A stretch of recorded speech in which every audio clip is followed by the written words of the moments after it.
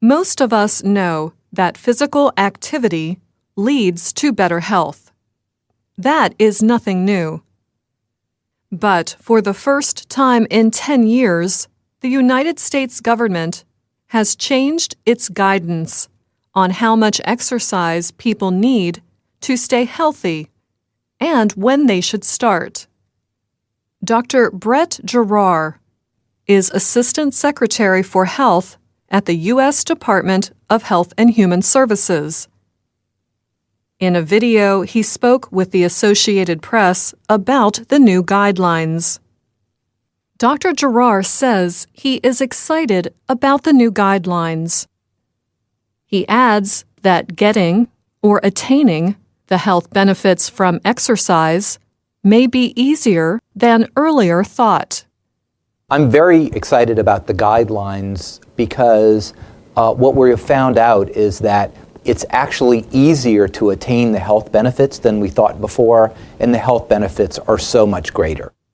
That is good news for people in the U.S. who may need to lose weight. The U.S. Centers for Disease Control and Prevention reports that in 2016, about 93 million adults nationwide were overweight or considered obese. Its website notes that obesity rates for both adults and children have been rising since 1999. The new federal guidance states that children as young as 3 years old need to be physically active. Earlier guidelines used to begin at age 6. Dr. Giroir says that the most important time for children to begin exercising is between the ages of 3 and 5. He notes that boys and girls in this age group need at least 3 hours of activity every day. That was not present in our previous guidelines, but essentially those recommendations are that children in the 3 to 5-year-old age group really require about 3 hours of activities per day. That could be light activities, moderate activities, or even vigorous activities. This is the kind of play that children normally engage in. Doctors say it is important to start young. They add that from birth to age 5, a child's brain develops more than at any other time in life. These developments have a lasting effect on a child's ability to learn and to succeed in school and in life. Also, Giroir says that children who start exercising at a young age are more likely to establish healthy behaviors that will continue into adulthood. Dr. Giroir does not suggest putting your 5-year-old on a treadmill or other exercise equipment. He said simply giving a child the time and space to play actively, as they normally would, is enough. The new guidelines say that children ages 6 through 17 get at least 1 hour of moderate to vigorous activity a day. Most of this activity should be aerobic exercise, such as biking, swimming, or running. Aerobic activity can strengthen the heart and lungs by making them work hard for several minutes or more.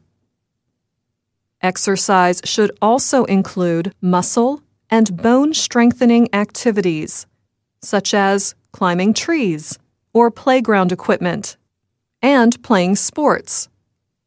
Experts suggest that children get this kind of exercise at least 3 times a week.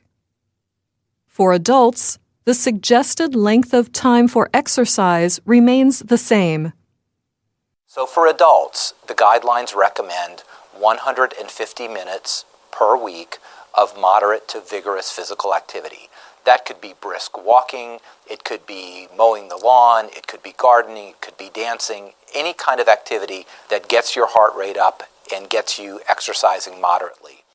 The federal government has changed its guidance for the amount of aerobic exercise adults should have. Earlier guidelines stated that aerobic activity is only effective if it lasts for at least 10 minutes. Experts now say that even short amounts of aerobics can help. It can provide short-term health benefits, such as lowering blood pressure, reducing anxiety, and improving sleep. They also think adults need at least 2 days of muscle-strengthening exercise, like push-ups or lifting weights. The advice for older adults remains mostly unchanged from earlier federal guidelines. However, those over age 65 should include activities that help aid balance and flexibility. Better balance means fewer falls and less chance of injury.